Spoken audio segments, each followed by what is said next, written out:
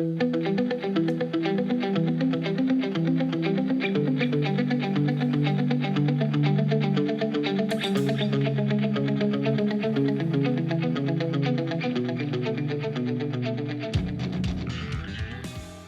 is Unruly Confessions. Welcome on tour. Let's start with a little introduction to us. I'm Arabella and this is my best friend, Nicole Fanikark.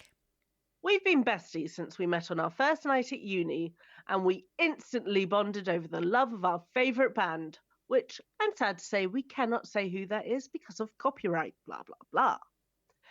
As fellow metalheads will know, there's nothing quite like music to bond people, is there? Absolutely. This whole adventure started 15 years ago when I started writing a fan fiction, which I showed to Bella, and she became its very first hardcore fan, and thereafter a huge part of the creative editing process. Recently, after one hilarious session where we read some untouched bits that we haven't seen since this whole thing started 15 years ago, I made a joke about how we should make this into a podcast, and well, Nicole, as she does, ran with the idea. So here we are, just about to go on this mad journey of our fantastical tour. We hope you enjoy this ride as much as we do. We're doing this out of pure love that we just want to share. I am recording from the south of France, where I am currently living. And I'm recording from the southwest of England.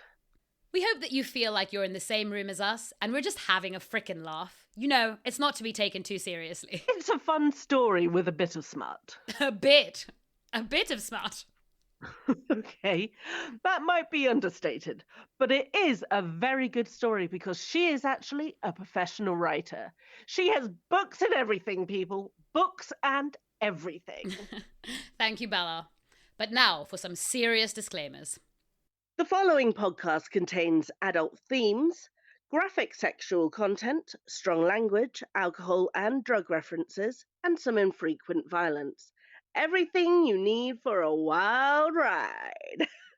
All the characters have been renamed and reimagined so that we don't get into that deep, dark, tangly web of copyright law. Any similarities or references to real people or their music are unintentional. Instead, they are lightly inspired by many of our favourite bands. This is fictional, and we hope you imagine your favourite band and your favourite people. Any music played or sung is written and performed by Nicole herself and other bands that we know with their absolute consent, and some music used from the public domain.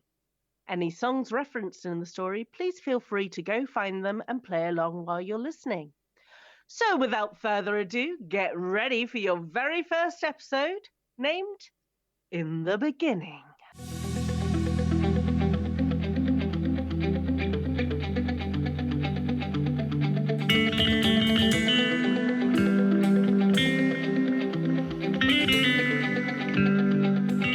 In the beginning. My heart was beating uncontrollably fast as security let us through marquees and trailers behind the main stage, towards the main VIP lounge. My good friend Sylvia and I came to Sonosphere Festival in the south of England to watch my favourite band play. On a whim, I entered a competition to win meet and greet tickets, and by some obscene coincidence, I had a winning ticket that allowed me and a +1 to meet the band backstage. Obviously, I chose Sylvia.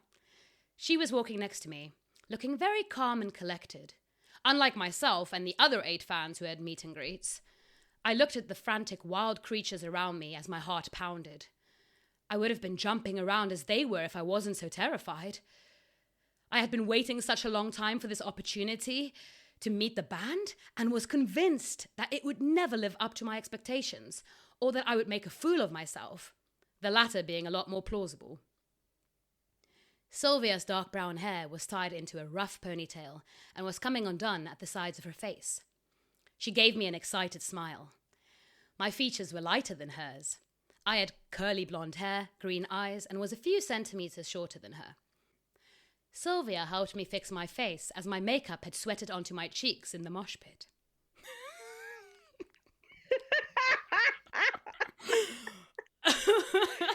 You would just properly be like, oh. Sorry, I'm laughing because it's such a crazy image. But I know we said none of this is real, but this did happen to me once. But this is an okay thing that you are allowed to admit to. Like, it's normal that when you're moshing, your makeup sweats onto your cheeks. I mean, there's things in this story that are real about the two of us. Yes, of course. Yes, just not about the band. Yes, that's what we wanted to say. Us, we are real. Sylvia helped me fix my face as my makeup had sweated onto my cheeks in the mosh pit. She directed me to where the mess was, and I wiped at it with a wet tissue until I looked respectable again. More or less. I couldn't meet my favourite band looking like I'd been in a mosh pit for 2 hours, even though that had been the case. Mais oui. No. Why am I suddenly French? I don't know. You're not the one who lives in the south of France. I'm really not. Can you believe this is happening? I asked her excitedly. One of the 3 security guards glanced at us over his shoulder. I cannot, honestly, she responded joyfully. I'm so excited for you. I giggled, and I did not like the sound I heard coming from my mouth. It seemed neither did the second security guard, who looked over his shoulder bemused. I'm nervous, I announced in a voice that was much louder than intended and caused the last of the 3 security guards to stare at us over his shoulder, raising his eyebrows. I gave him an uneasy smile, and I believe he rolled his eyes. They must see a lot of people losing their minds meeting the band. I'll be fine, right? I asked Sylvia. Sure? Sylvia's answer sounded like a question. Then the thought occurred to me. Whatever happens, today is the day I will finally meet the band. It's a big deal, okay? Like, we are obviously giving away how big a fans we are, but this is kind of the whole point of the story. Okay, so if you're with us so far, yes, here we go. Momentary freak out. That was until a minute later, when I was distracted by a trailer door with the words VIP dressing room written on it. Oh, by the way, everyone, just a little side note. Nicole has ADHD, so when she gets distracted by a little something, she really does. So there is that theme that keeps running through this.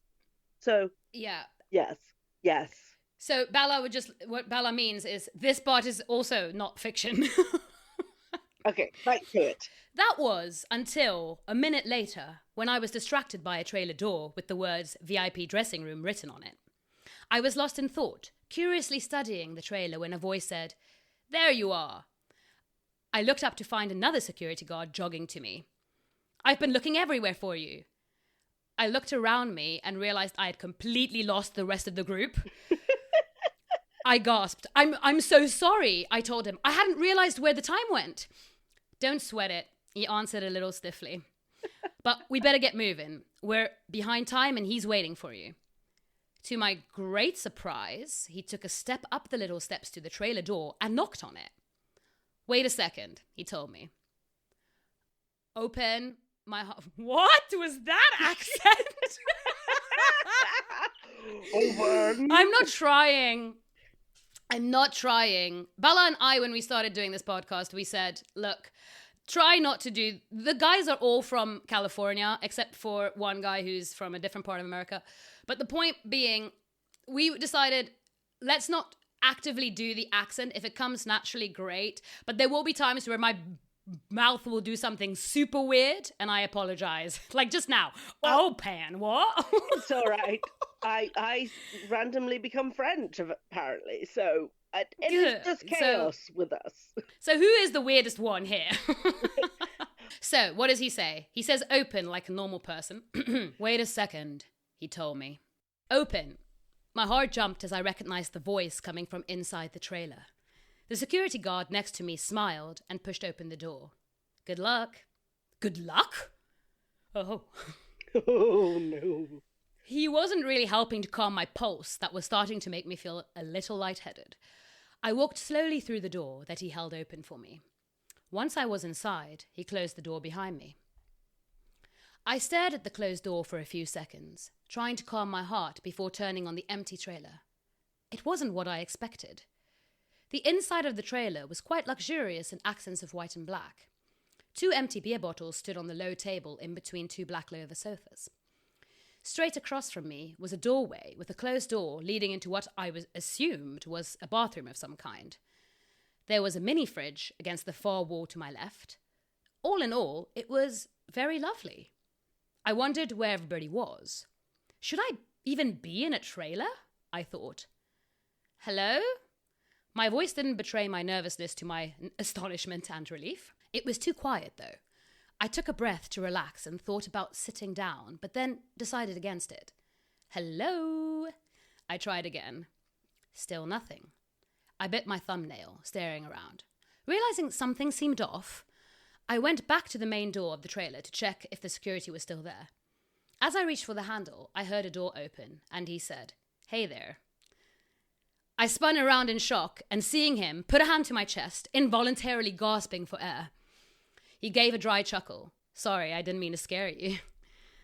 I'm fine. It didn't sound like I was. Frequently it does not. No, it doesn't. I'm fine. It checks out, though. I mean, I can't imagine making any other sound. No. My heart was racing 10 kilometers ahead of the rest of my body. I felt completely detached from myself, as if I was floating on air. The actual Mike Solomon in the flesh. My mouth went dry when I took in the man standing in the bathroom doorway. He was wearing a pair of light blue jeans that hung low on his hips, fixed by a black belt. He was barefoot and shirtless. Happy day. Of course he was. I mean, what is he doing? His body was acutely muscled, with both his arms and most of his chest covered in tattoos. And in true American fashion, he was wearing a black cap over a white bandana, covering his typically tousled, dirty blonde hair. At 40, he still managed to pull off looking like he played college football. American football, that is. Let us not be mistaken for Americans. No, we are. We know what football is. And then there's American football. His presence was massive. He took up the whole room with his energy. Then again, he was 6 foot tall. Very tall compared to my 5'2". She is short. He was frowning at me, his amber eyes puzzled. I swallowed, hoping that it would take care of the dryness. Hello? He smiled, showing off dimples in both cheeks. His lips were moving, but I couldn't hear a word he was saying. So starstruck, I've gone deaf. Yes, you have lost one of your senses. Which is probably okay. You know, if you suddenly find the frontman of your favourite band half naked in front of you, you'll be like, yeah.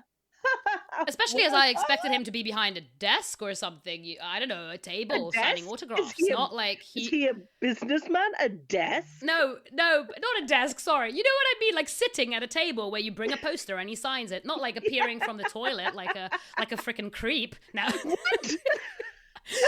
A creep? Just because he goes to the loo? No, sorry, I misspoke. And this is why we do not mention who the band is, because of shit like this, all right? Yes. Okay, moving on. He smiled, showing off dimples in both cheeks. His lips were moving, but I could not hear a word he was saying. "Are you okay?"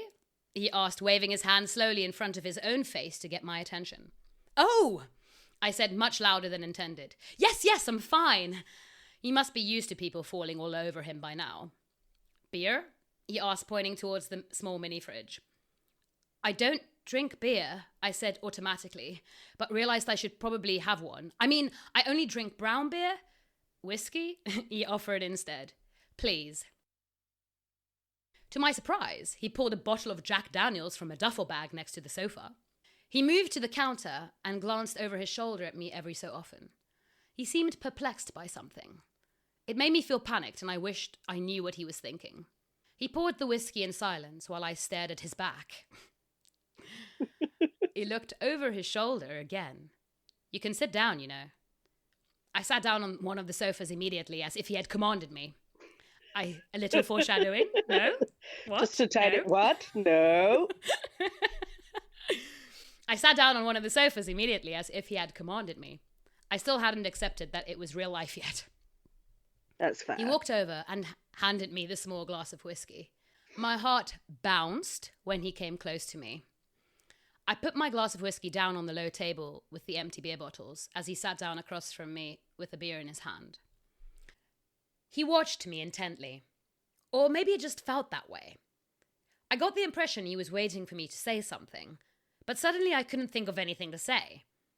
When I felt sufficiently awkward, I said, happy birthday for last Friday? Thank you, he chuckled. Feels good to be 21.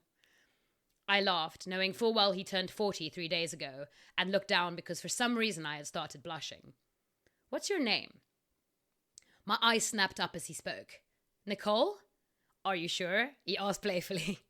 Sorry, I replied bashfully. I'm a little nervous. I'm Mike. I laughed. What? There's no need for you to introduce yourself, I told him. I know who you are. I know you do, he answered gently. It's just polite. There was another silence during which I stared at him with a small, nervous smile. I'm not sure how this normally works, I started, but I must say I was expecting the whole band. Oddly, my words made him choke on his beer, which only served to confuse me even more. When he had regained his composure, he chuckled. Aren't we eager? Before I could formulate a sentence to ask him what he means, he stretched and groaned. Are you all right? I asked him. My back's killing me. What have you been doing? I asked curiously. I mean, besides the tour. Last night we were up late, he said, looking rather surprised at me. It wasn't a great idea the night before a gig, but we had friends in London we never see. I'm not judging you. Today we had an interview and then the festival. I suppose most fans didn't ask him about the ins and outs of his life. I felt like I was having a conversation for the first time in my life, and I had forgotten all the things normal people talk about. He watched me with his eyebrows raised. I'm pretty good at massages, I heard myself say. He looked at me in surprise again, but quickly masked his emotion and smiled. I swallowed the lump in my throat and tried to breathe evenly. Should I lie down on the sofa? He asked. It was my turn to be surprised. What for? Was that not you offering to massage me? He asked casually. I stopped myself from gaping. Sure, I wasn't going to complain. I stood up, hoping I wouldn't fall over. He pulled out a bottom part of the sofa to make it into a wider daybed, then picked up 2 of the cushions from the sofa he had been sitting on and positioned them where I had been sitting moments before. He lay down on the cushions, and I kneeled gingerly beside him, wondering how the hell I got myself into these situations. As much as I wanted to be so close to him, my pulse and breathing were out of control. Hoping that I wouldn't be sick on him or pass out, I reached across his shoulders. My right... Just throw off on him, why don't you? Say again? I said, just throw off on him, why don't you? Well, we're going to try not to, okay? What an impression. My right hand couldn't comfortably reach, but I started moving my hands clumsily nonetheless. He lifted his head. It would be much easier if you sat on my ass. Yes, it would. I cringed once he had his head back on his arms, but that would be, strange, wouldn't it? Not the strangest thing that's happened, believe me, he laughed. Not even the strangest thing that's happened today. I did what he suggested. Once I was sitting on his behind, I said, tell me if I'm hurting you. He chuckled arrogantly. Apparently unlikely. I took a stabilizing breath and placed my shaking hands on his shoulder blades. Are my hands cold? No, he responded lazily. They're fine. I needed the muscle... Sorry. Whew. Oh. I got a bit hot there. You needed the muscle, did you? Yes, because he's got... Have you not understood? The muscles are stiff and big. Yes. I have to knead them. Like a bread. I know, but it sounded the way that you did it. It was like, I needed it. Oh, I see. I needed. Like it's a need. I needed the muscle. I did. I do. Mike, if you're listening, I do need those muscles. Anyway, moving on. Yeah. Go. I kneaded the muscles on and around his shoulders with my fingers. I applied pressure in circles with the palms of my hands down the side of his spine. It was tough. His muscles were large.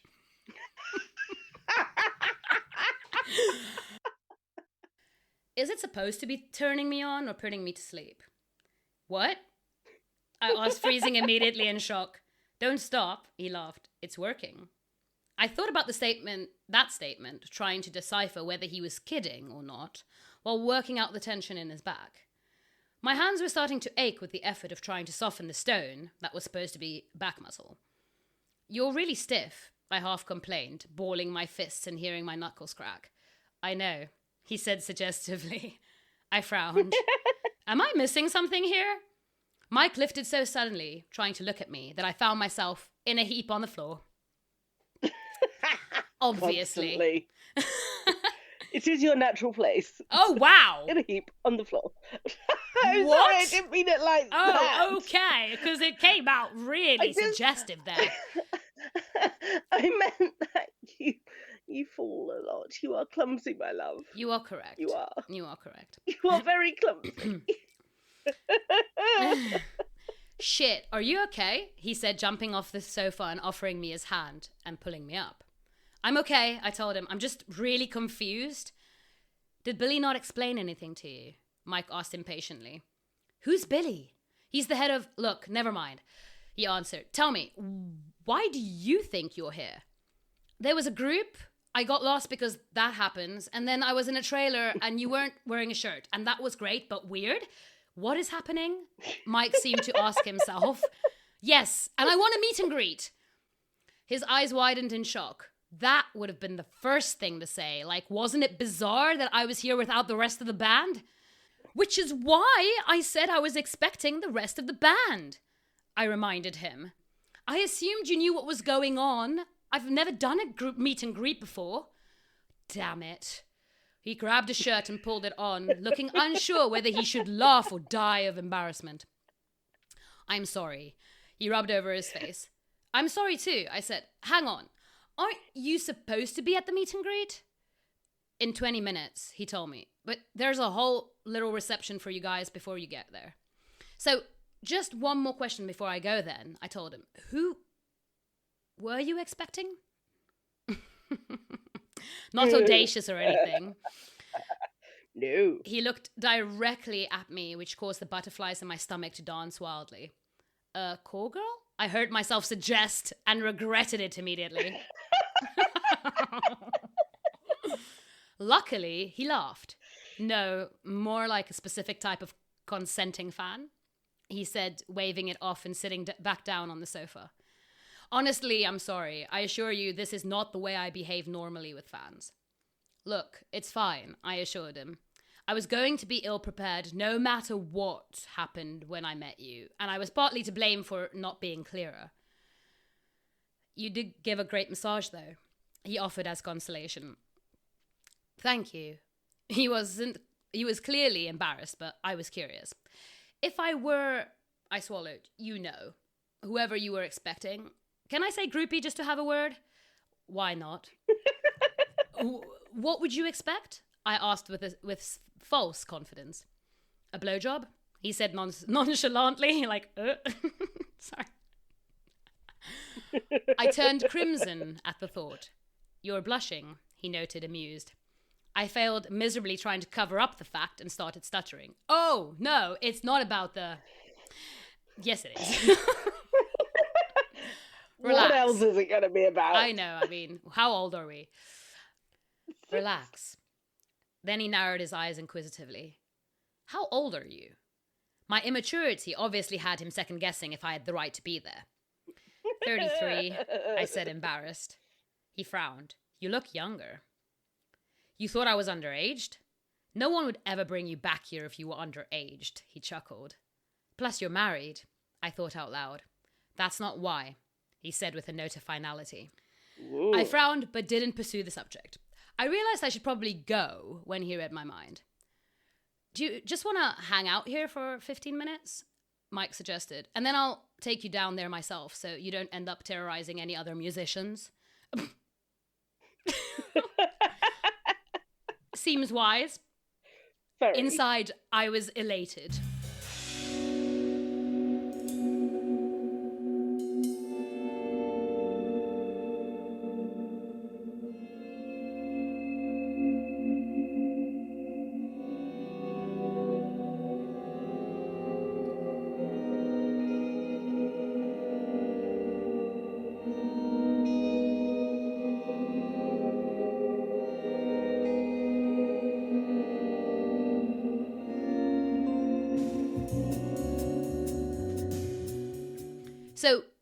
do you do? He asked, leaning back on the sofa. You mean besides making a fool of myself? I smiled. I'm a musician and a writer. I expected him to look impressed, but he didn't. Would I be able to find any of your music? Sure, but I'm not well known. He probably expected something more from me at my age. I tried to sound more impressive. I used to live in England, and I was in a progressive hard rock band, I told him. Now in France, I play in cover bands for money, rock mostly. I also have some books published. Are you English? Well, no, I responded. I lived in England, but I'm South African. For some reason, he looked impressed at that. South Africa? He asked, surprised. How's that? Dangerous, but beautiful? What makes it dangerous? There's a high crime rate, I answered. Every country has its issues. I didn't realize you were in English, he said. Your accent sounds kind of English. I shrugged. Yours is all American. I mean, it would be if the podcaster could do the accent continuously, yes. Consistently. You know. But he is American, okay? Very, very American. Do you need visas to move around Europe? I was surprised by the unexpected question. Not anymore, I answered. I've been a French citizen for about 6 months. Do you like England? Sometimes, I answered. It's very different from my culture, and I had some bad experiences, but my best friend is from there, so I have mixed feelings. Hey. Do you like... Yeah. Do you like England? The people are cool, he smiled, but it's too cold. Yep. I chuckled. Truth. Tell me about it. In South Africa, in winter, it's still 20 degrees during the day. Really? Yeah, but only during the day, I explained. When the sun sets, it gets very cold. I cleared my throat. So what's Orange County like? He smiled at me. He smiled at my strange curiosity, like everyone was supposed to know what Orange County was like. Sort of like being on holiday all the time, warm and friendly. I pulled a face. Are all the girls like those girls on Laguna Beach on telly? Telly.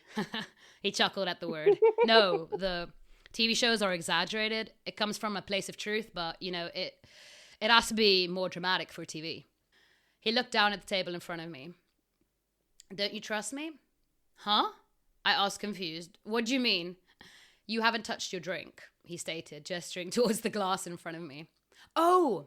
I picked up the glass and took a sip. It's good, I said as the whiskey burnt its way down my throat. So good. So good. Ugh. Don't die. He watched me a little longer and then smiled again.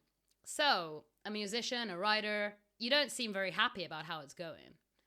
What do you mean? I frowned. Jeez, I'm like, I can't understand him at all or something. I keep asking him what he means. No idea what's going on. I suppose it makes sense though. Like, I'm obviously super, like, my heart's like, I'm racing in all sorts of ways. So yeah, it makes sense. He watched me a little longer and then smiled again. So, musician and writer, you don't seem very happy about how it's going. What do you mean? I frowned. Well, you didn't look thrilled when you were talking about the cover bands. It's not the ideal. What would be your ideal? Playing in an original metal band, but singing melodic vocals with some fire, a bit like you do these days, I guess, I explained. I want your job! Yes. Also continuing my writing, probably on the road. What kind of books do you write? He asked, intrigued. Fiction, mostly. So why France? Geez, he's like going through the questions, huh? Fast. Yeah. Well, all of them. We know why, but you guys will know why later. Yes. But it makes sense. Yes. Keep this in mind for later. So why France? It wasn't that bad. It wasn't that bad. I just wasn't expecting it. You were doing. So why France? The culture is similar to that of South Africa, I told him. People are mostly kind and generous. They're also very opinionated, so I fit in well. America has a bigger industry for music and books. Well, I couldn't live in the US. I answered a little too quickly. Why? He asked, leaning US forward. People, don't come at us. We do like Americans. We do. Yes, please. We do love Americans. It's just yes. Yes. It's very different culturally. Okay, there are reasons. We love for everyone. I couldn't live in the US. I answered a little too quickly. Why? He asked, leaning forward slightly as if to hear better. I apologize, I said nervously. You don't like it? No. Why? It just doesn't agree with me.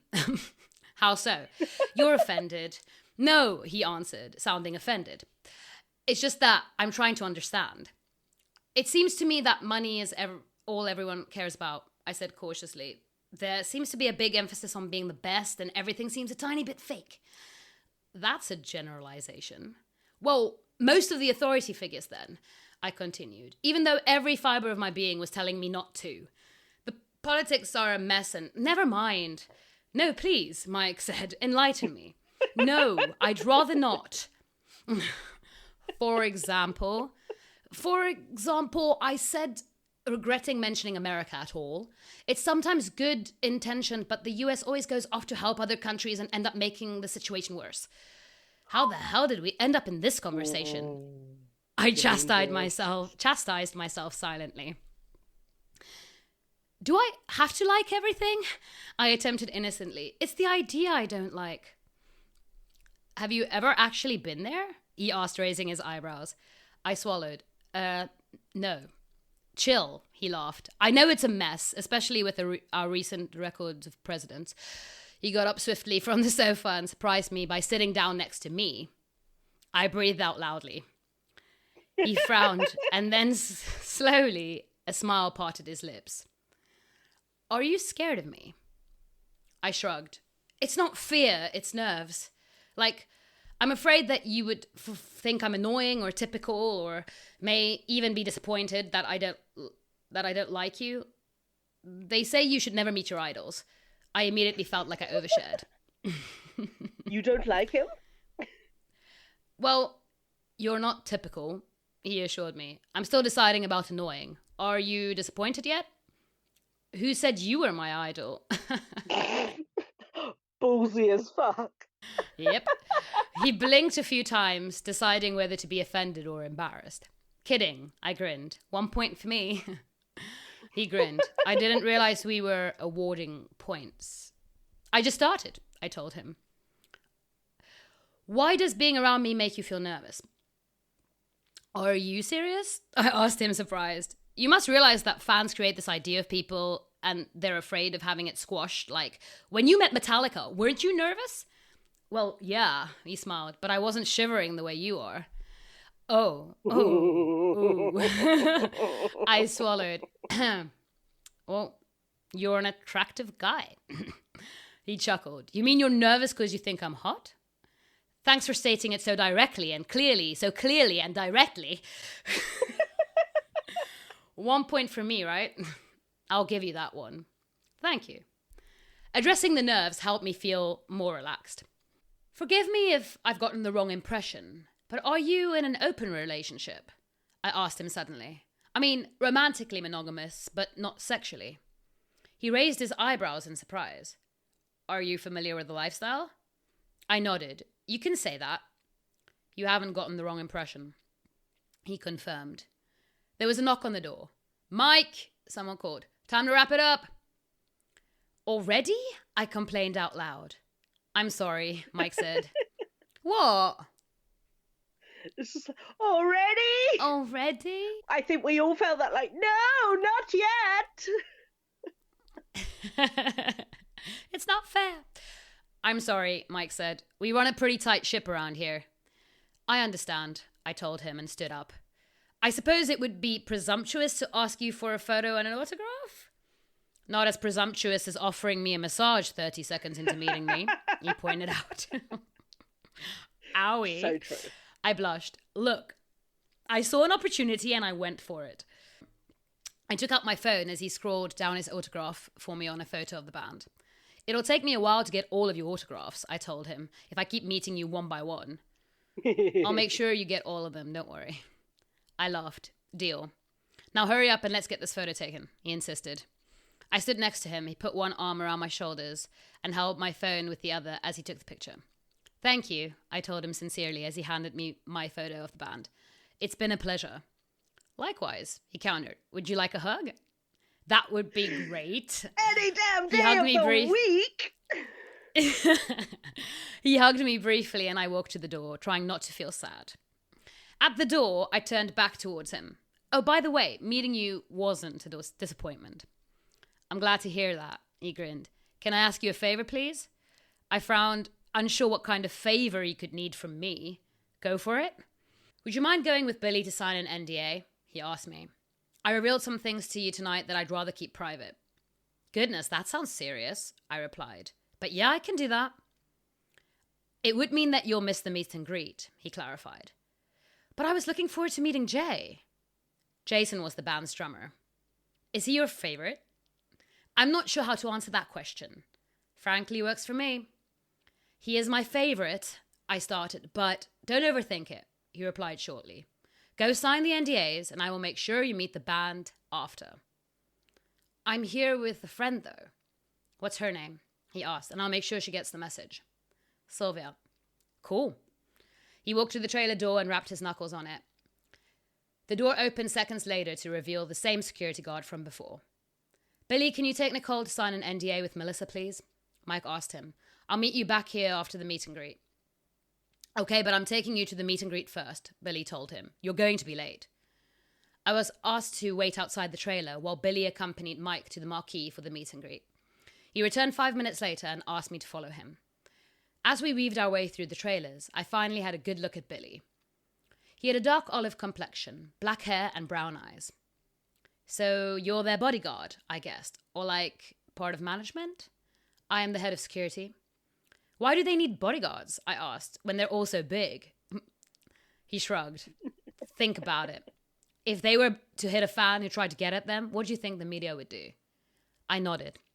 So is it normal for the head of security to help with NDAs? I wondered out loud. I'm just taking you there, he refined. The band's PA will handle the details. Melissa Casey was a very smiley woman of 45, with long straight black hair and blue eyes. She often wore dresses paired with Converse sneakers and could be found sitting on a concert equipment box holding a clipboard. There was a lot more paperwork to sign than I had anticipated.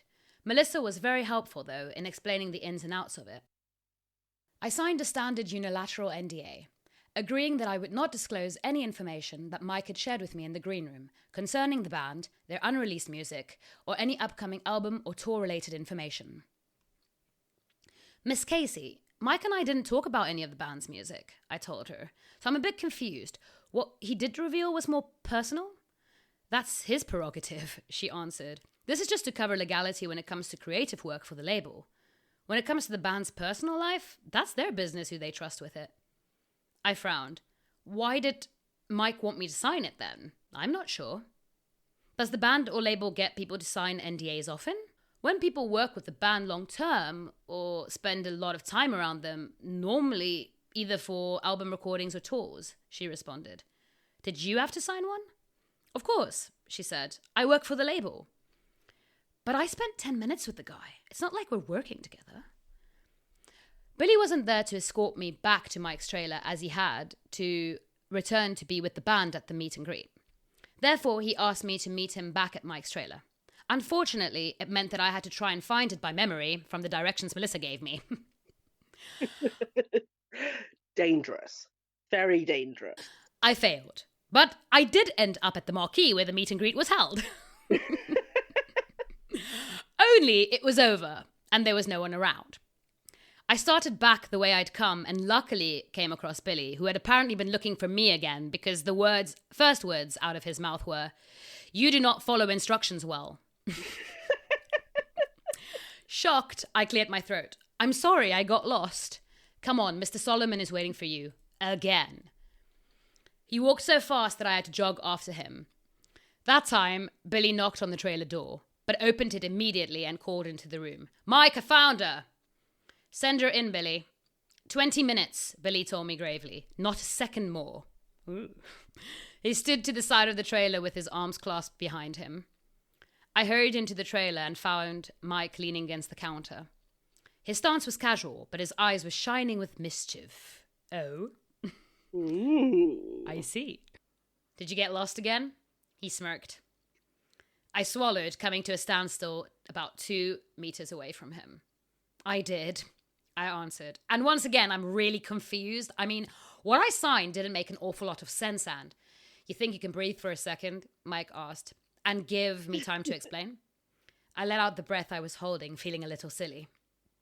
I like you. I hid my racing thoughts well and replied calmly, I'm flattered, but that doesn't really explain much, does it? He cast a stern look at me. Don't talk for a minute, okay? I nodded silently. We're on tour at the moment. I know. He sighed. Just shh. I bit my lip to stop myself from talking again. Are you familiar with the concept of BDSM? I laughed. Are you kidding? No. Yes, very familiar, I said, wondering what the hell was going on. Are you? He didn't answer my question, but said, I want you to continue on tour with us. Huh? So it wasn't the most intelligent reply, but what could you expect from me when I was in such a state of shock? It'll be beneficial to you as a musician, he explained. I'll introduce you to producers and some of our friends in the industry. Am I dreaming? I slapped myself in the face. Ow. He shook his head, chuckling. You're going to be perfect. Are you joking? I demanded, staring around me. Am I on camera or something? He smirked mischievously. I didn't say I just give it to you. There are some conditions. I can't pay you. I don't make that kind of... I'm not talking about money. This is starting... They need money. Yeah, I know. It's like need money. This is starting to feel a lot like coercion. Not if it's something you like and consent to, he pointed out. And it won't be if you do this, I'll do this kind of situation. So what is it I'm consenting to? I'm offering you an audition of sorts. You've got me completely confused, I told him, frowning. What do you mean? A blowjob. That is, if you want to, of course. I'm not forcing you. What? You really should work on your listening skills. You want a blowjob from me? Do you see anyone else here? He asked, gesturing around the room. No, I said, but what would I be doing on tour? Guess, he laughed. Oh, sweet child. Oh, sweet child. What would I be doing on tour, though? Oh, I said, gathering what he meant at last. I didn't see that one coming. Then laughed a little at my own joke. He rolled his eyes. So, no point for me on that one? I attempted. No. You can have anyone, though, I said. I don't mean to push my luck or anything, but why me? There are surprisingly few people in this industry who understand both BDSM and open relationships, he responded honestly. This way I don't waste any time being a teacher. Seems logical, I responded. But you don't even know what I'm into. I have a pretty good idea. How? It's very clear to me that you're a brat. You can't just assume things, I complained. That's not fair. Case in point. Point. Grumbling, that's not fair, Mike winked. Doesn't sound bratty at all. Tell me I'm wrong. I don't like being this transparent, I protested. Don't be then, he laughed. Wow. I'm interested, I told him. Will you be clearer about the rules? Naturally, he said, if you decide to come with us. Which you will decide based on a blowjob. Are you slow today or something? Yes. Mean? Thanks, Bella. Clear whose side Bella's on. So slow. Mean to both of you. Mean. I'm sorry, he smiled. I'm just testing which buttons I can press. I looked from his eyes to his arms and down to his crotch. Okay, but there's going to be nothing dangerous, right? No, he responded. Everything will require your consent beforehand. But it will be a kind of on-off thing, as it's my private life, and we are on tour. So business first, pleasure second. We like to have fun, but it's our career. So none of this in public or while we're working. Otherwise, it'll be pretty 24/7. But I promise you will be safe and cared for. The rest of the band will know about this? Yes, there's nothing we don't know about each other, he told me. That's something you'll need to be comfortable with. Do you think you can do that? There was no way I was going to give up the chance to go on tour with the band. Music, free shows, and sex? And contacts? Sign me up. The trifecta. Sounds doable, I answered, underplaying my excitement. Will you be able to take off for 4 weeks from work? He asked seriously. That's the length of the European leg of the tour. I mostly work for myself, I told him. I can push some contracts for this. Because this is business for me too. The music part, I mean. I don't want to be rude, but we're on a tight schedule, he reminded me. It's now or never. I understand, but is your wife going to know about this? Of course, he responded. But from now on, let me worry about my relationship. He waited, then ran an irritated hand through his hair. Do you want to do this or not? I do. I want to do it, I said frantically. Then shut up and get over here, he ordered. I walked deliberately towards him. Good girl, he said patronizingly when I stood in front of him. He seemed to have a knack for finding which of my buttons to press. Oh, yeah.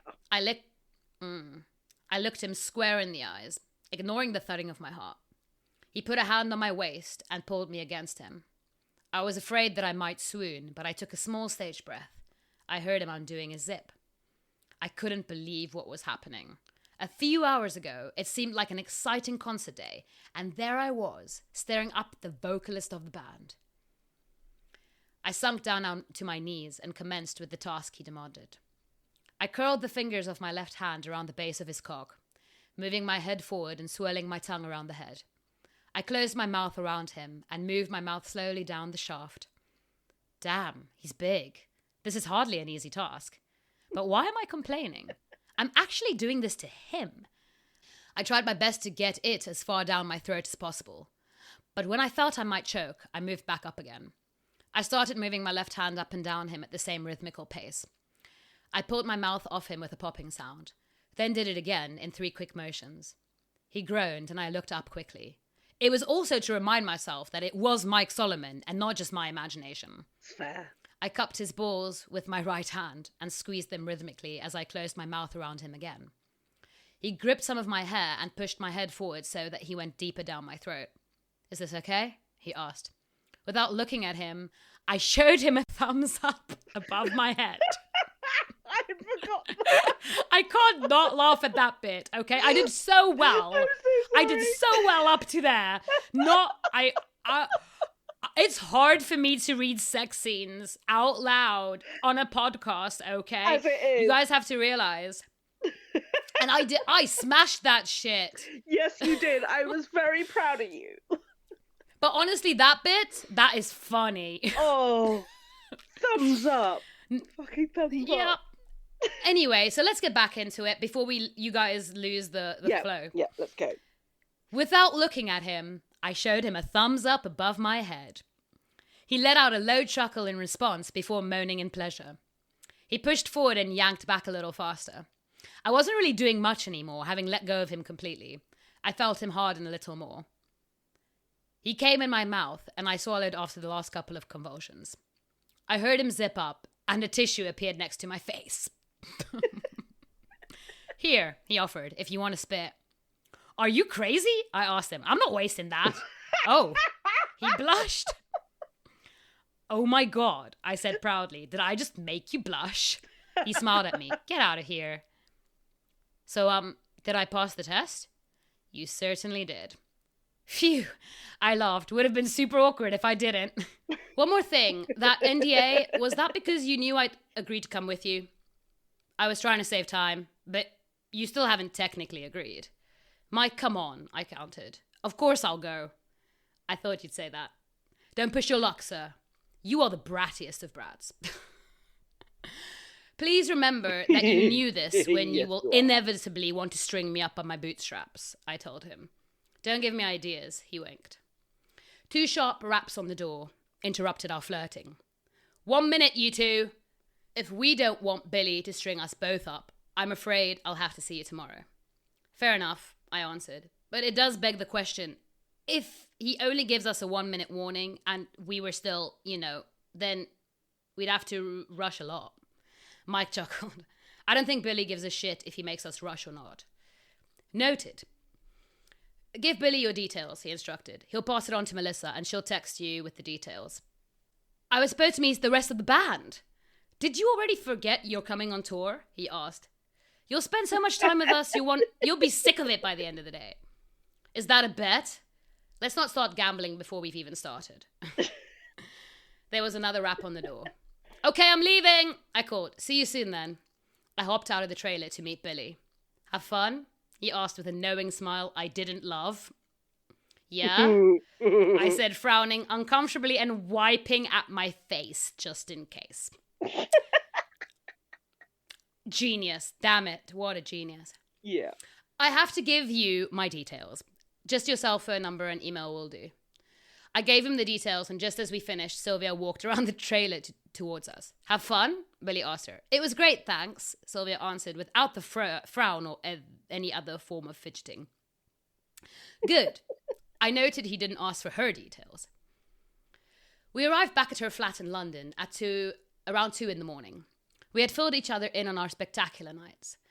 It turned out Sylvia hung out with the rest of the band a little longer while I was with Mike. I didn't blame Sylvia for being shocked at my night and the invitation to go on tour, as I was still having a hard time believing it. I probably wouldn't believe it until I had confirmation on paper. Either way, I didn't regret anything. I mean, how often does it happen to just a fan, to just any fan? It was way more than I had expected from a meet and greet. Well, yeah. Way more. That was the first episode. We're looking forward to seeing you here next week on Unruly Confessions for the second episode, so named Pain in the Ass. Hanging on to every